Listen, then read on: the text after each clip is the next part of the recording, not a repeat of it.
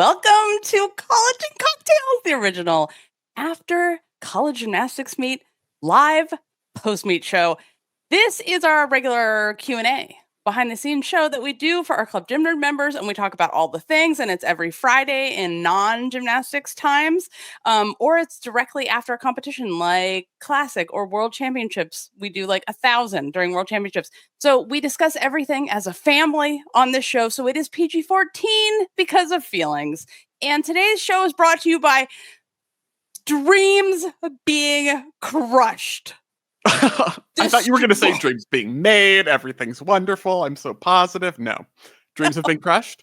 Dreams being crushed. That's Okay. what's happening. Oh, so you guys, you can listen to this in your favorite podcast player. It's April 5th, and we just watched day 4 of regional championships. And I realized that I forgot to tell you guys who qualified. So LSU was qualified with a 198.050. Just a half a tenth below them. MSU with a 198. That's Michigan State, who's only gone to NCAAs like twice. 198.0. Utah with a 197.825 and UCLA with a 197.625. Now there's context for what we're going to talk about next. This week's drink is Pain of an Elimination. Mm-hmm. Oh, What elimination are you most pained about?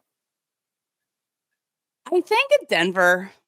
I was just holding out hope because they so handedly handed it to Stanford, and I was like, oh shit.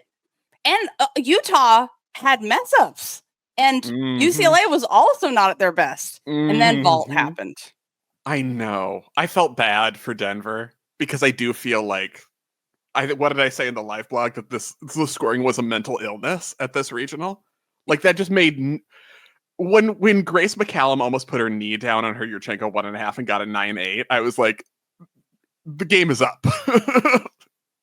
Yeah, I mean, Denver's last few vaults, but those were like valid 9.6s, really, really short vaults, and it's like, oh, I can't really get that outraged, even though I want to so badly. Do you have awards? Because I do.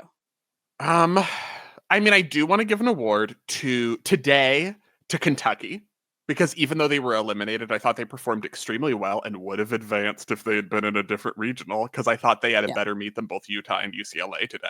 So, they did.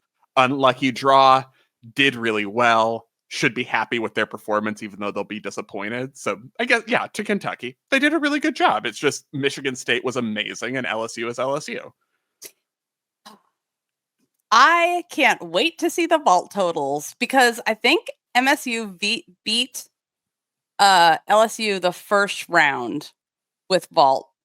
It certainly did today. And they I think that's why LSU was. People were like, "Why is LSU so upset? They scored over a 198 and won the regional." And I'm like, "Because they didn't vault that well, and they know they didn't vault that well." And they're like, "We wouldn't win a national championship vaulting like this." And they ended with that vault rotation. And I was like, "Yeah, if you expect to win a national championship, that's the attitude it takes. You got to be upset when you get like a 49.3 on vault or something and don't land that well."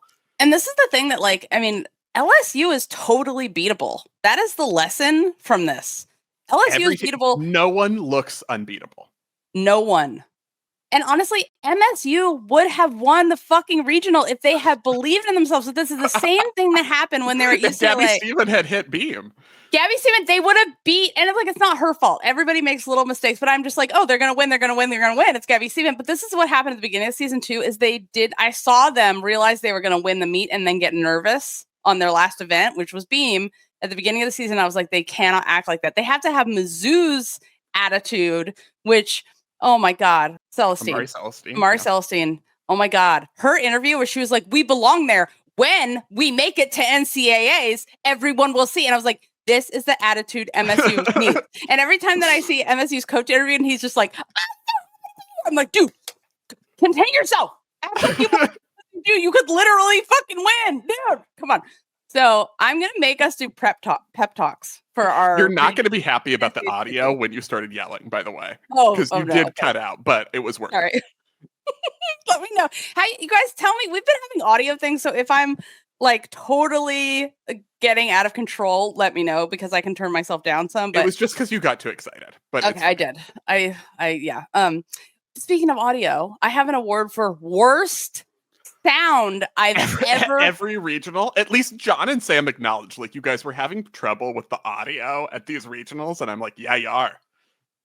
At the Penn State Regional today, I had to turn down the audio so low, and I wanted to hear the audio. Like, I wanted to hear if there's anything I missed, what's happening, where are people? Like, I think they did a good job. The commentators did a good job, but they mic'd up everything. They mic'd up just a toddler stomping every 20 seconds. It was like someone was hammering on a mic the whole time. It was the worst fucking. I was so upset by it. And then Utah, the broadcast was excellent, but we missed so many routines because the production didn't split screen enough.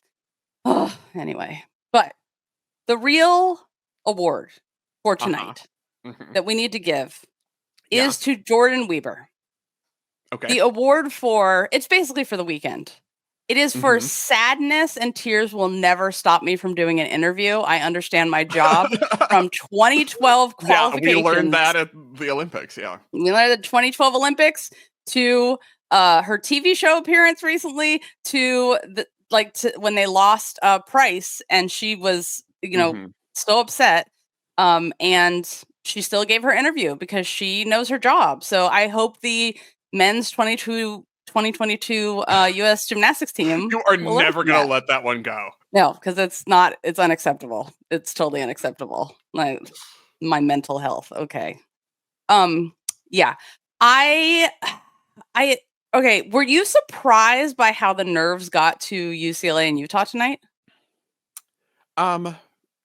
No, because with UCLA, it's like, the part of the identity of the program is like it's going to be beautiful gymnastics, but we also might like lose our minds at any given moment. Like it's the highs and lows of being an artist, which is like it goes crazy sometimes. So that wasn't particularly surprising.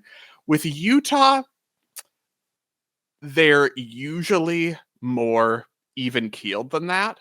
But I do think that suddenly being in third after that first rotation and having some airs, they were like, ugh, and they were kind of shaky. And then they went to floor and they remembered that they're at home and they're good. Like Grace McCallum can bounce back on her first pass and have flex feet and still get a 10 from 2 judges. And they're like, oh, wait, yeah, we have nothing to worry about. But that's kind of the general sentiment. Yeah. Winning is the least interesting thing anyone's ever done. Honestly, it's the things that got you there, the lows, the highs, the story is the thing. And I blame the men's leadership for them not doing an interview and not explaining that to them and preparing them for that. But, okay. I want to talk about for a second the Arkansas and Julie Lang stepping in on floor and doing the double pike to the moon. Yeah, she's super talented, super good gymnast. Can't stay in bounds on floor, and that's the only reason she's not in the lineup. And I think she will be in the lineup in the future because she has more than enough ability to get huge floor scores, and they're just like, when you learn to college it and maybe like adopted pike down deduction in order to stay in, that won't get taken because there are no deductions are real, then you're going to get the scores. She'll get there. 2 options. Take less steps like Jade does to contain your power. Finnegan, take a step out and you'll be like, actually, it's fine. And I have no problems completing these passes with one fewer step. Or do a pike in, layout out. Then you won't go out of bounds. She could absolutely do that. And that's a skill in college. You can do that. You can show 2 different shapes in a double layout. It's not just bars, right? That's a floor skill too in NCAA, isn't it still? I think everything that was you were allowed to do in 1992, you're still allowed to do in college gymnastics. Is how that's how I remember what's still the difference between the two. Which we did have a question about people. What was it? Oh, someone doing a skill, Oklahoma gymnast doing a skill on the mat right before she went. And you can do that in college. You can't do it in FIG. But in college, you can. Yeah, I should find they had to have a clarification this season, though, in like the rules send out for like whatever the notes they do in college gymnastics. I feel like they've had a couple of clarifications because people are like, wait, what are you allowed to do? Because everyone's doing everything. Yeah. And it was also like, a gymnastics dad told me to tell Spencer not to work too hard. That's a lot of typing. Mm-hmm. Is Claire's parents my parents? Are they the same people? Good. Everyone needs to tell them that. Everyone is telling me, like, good. You need to take care of yourself. You're not out of the woods yet, health-wise. You need to rest. Exactly. You're not all the way back, which is true. If you missed it, yes, Fact Checker is not here. He's at a wrestling alumni event. And so I am checking the screen. So I'm trying. Double duty. I'm doing my best, which you know how reading goes. Highlights and weird shit that happened. Okay. Are we talking about start values? Let's or is we saving our deep dive into like Lily Smith's acro series for Monday's show? I have a whole section on Lily Smith's acro series for Monday already ready. I already have our preview of NCAAs ready and the next like that's how. Ooh, whoa, you are ready.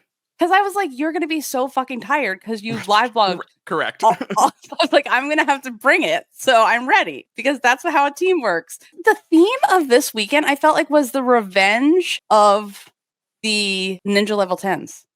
Because they're no longer, like, Oklahoma has too many elites now. They're not Ninja Level 10s anymore.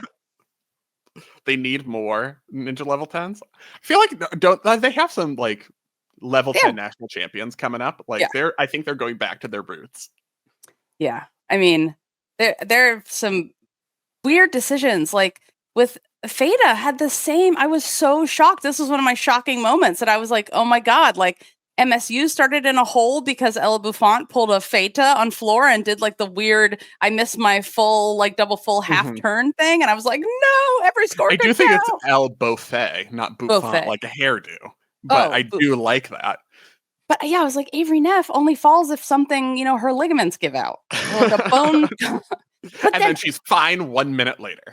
Okay, I literally screamed when Kara Aker fell on her beam mitt. Literally. Yep. Coop Fact Checker was outside walking Obi, our cat, obviously. And he heard me outside. Like, I'm not surprised. That's the least surprising thing you've ever said. Yeah. Switch split mount, Jessica. This is, I think we have a conversation about like, okay, Leanne fell on her switch split mount a couple times, struggled on it, took it out of the routine. Kara Aker fell, they didn't take it out of the routine. And it's like one team's like, this is college gymnastics. You be basic and you win. And one team was like, we're going to be cool and exciting. And then they've been eliminated, which is not a fun lesson. It's not the lesson you would want to learn, but maybe it's the lesson of college gymnastics. Flyer Montana says, Jessica and Spencer, please give Frida Esparza, whose name is not Frida Esperanza, a huge shout out for being the only gymnast in that intimidating Utah arena to kneel during the national anthem right there in the middle of the floor. She's a star. She is a star.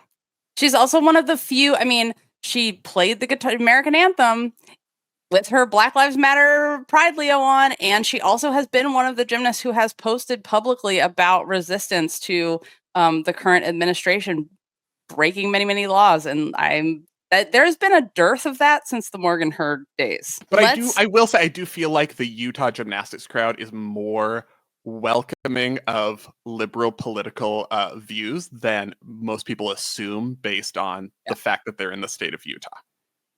Yep. And I think it's like, honestly, it's like been demonstrated by like starting with Greg Marsden being like, this is like going to be a welcoming place for my Utah gays.